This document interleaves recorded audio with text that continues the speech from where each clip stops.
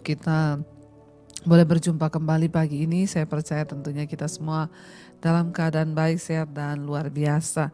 Iya, pagi ini sebelum kita memulai aktivitas kita mau sama-sama merenungkan firman Tuhan. Karena kita percaya firman Tuhan itu adalah penuntun jalan hidup kita. Iya, saya mengambil firman Tuhan pada hari ini terambil dari 1 Korintus pasal yang pertama ayat yang ke-10, Saudara ya. 1 Korintus pasal yang pertama ayat yang ke-10. Di sana firman Tuhan berkata begini, perpecahan dalam jemaat. Tetapi aku menasihatkan kamu saudara-saudara demi nama Tuhan kita Yesus Kristus, supaya kamu seia sekata dan jangan ada perpecahan di antara kamu. Tetapi sebaliknya supaya kamu erat bersatu dan sehati sepikir. Ya, saudara, Rasul Paulus mengingatkan kepada jemaat yang ada di Korintus ya. Jadi awal mula Paulus mendirikan jemaat di Korintus ini pada perjalanan misinya yang kedua. 18 bulan setelah ia pergi, ya muncullah perdebatan-perdebatan bahkan perpecahan dari beberapa anggota jemaat ya. Mereka yang akhirnya jatuh kembali dan kembali lagi kepada gaya hidup mereka yang lama. Mereka mulai melakukan percabulan ya dan saling tuding menuding. Ya, Paulus menulis surat ini untuk ya membicarakan masalah-masalah perpecahan itu dan untuk menghentikan ya semua perpecahan di antara orang-orang ya Kristen yang sudah dia bentuk pada zaman itu. Ya, sehingga orang-orang Korintus ya memiliki reputasi yang buruk ya, mereka yang sudah menerima Tuhan Yesus. Saudara bisa membayangkan ya pada zaman itu belum ada ya surat perjanjian baru, belum ada Alkitab perjanjian baru. Jadi jemaat-jemaat itu bertumbuh hanya dari pengajaran-pengajaran. Dan akhirnya mulai terjadi perpecahan di dalam mereka. Saudara, ya Rasul Paulus tahu banget bahwa ketika ya kita ini terjadi perpecahan satu dengan yang lain, maka kita tidak mungkin kuat berdiri. Apalagi pada waktu itu jemaat ini baru dirintis. Yang namanya perpecahan itu pasti terjadi ya. Kenapa? Karena kita ini terdiri dari berbagai macam orang. Kita nggak usah bicara jauh-jauh di dalam satu gereja atau satu dengan gereja yang lain. Kita bicara dalam sebuah keluarga saja. Ya, karena dalam sebuah keluarga itu terdiri dari beberapa orang, maka ya sering terjadi yang namanya perpecahan.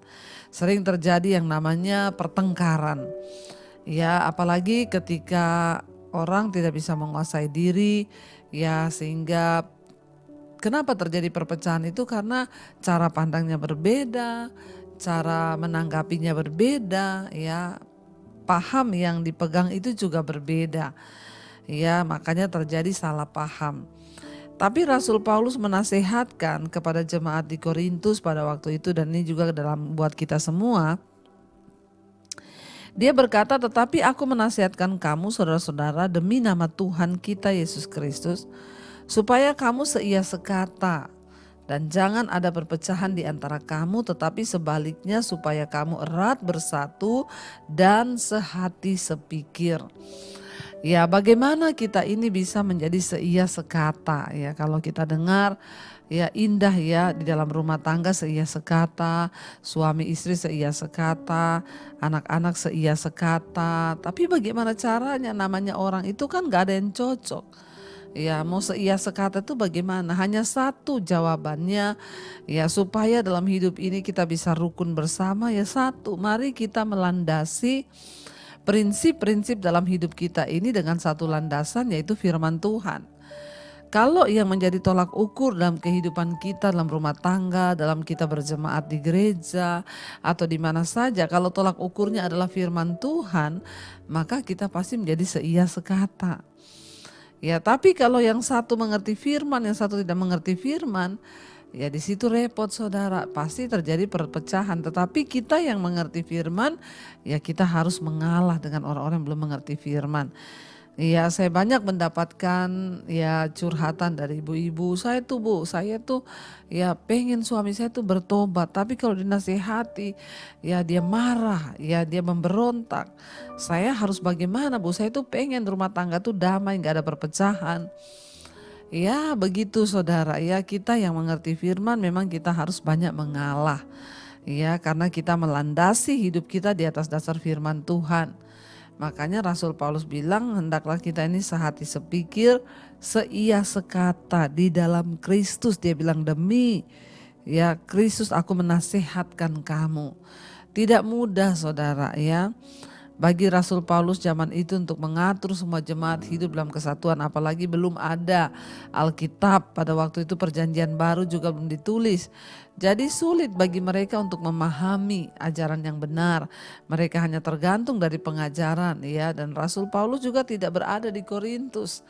Dia harus ya berkeliling untuk menyampaikan juga firman Tuhan yang lain di Galatia, di Efesus ya, dan dia hanya bisa menulis surat, dan surat itu yang dia tulis ya adalah firman Tuhan yang tentunya nasihat yang baik yang berasal dari Roh Kudus.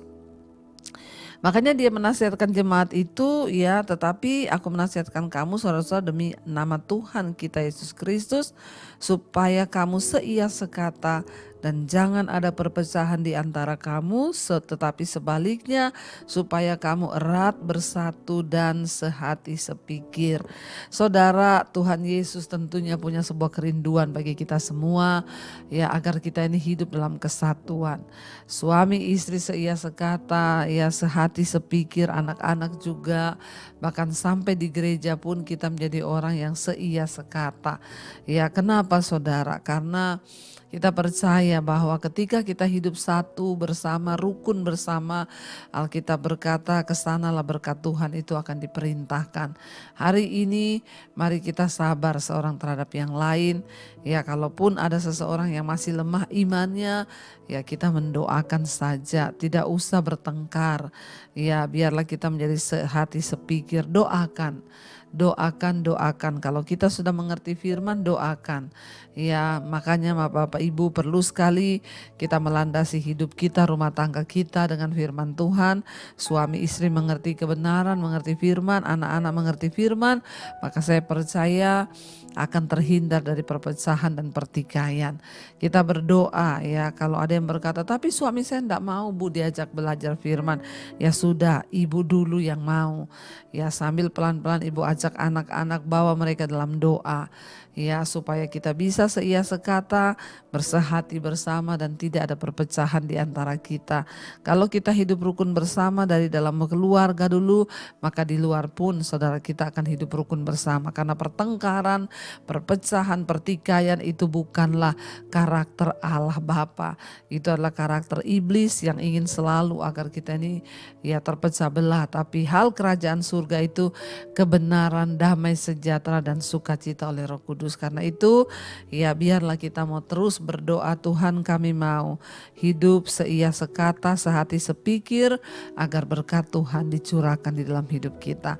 Mari kita mau terus usahakan agar kita hidup di dalam perdamaian senantiasa dan nama Tuhan dipermuliakan lewat hidup kita. Kita mau tundukkan kepala, kita mau berdoa. Terima kasih Bapa, kami mau belajar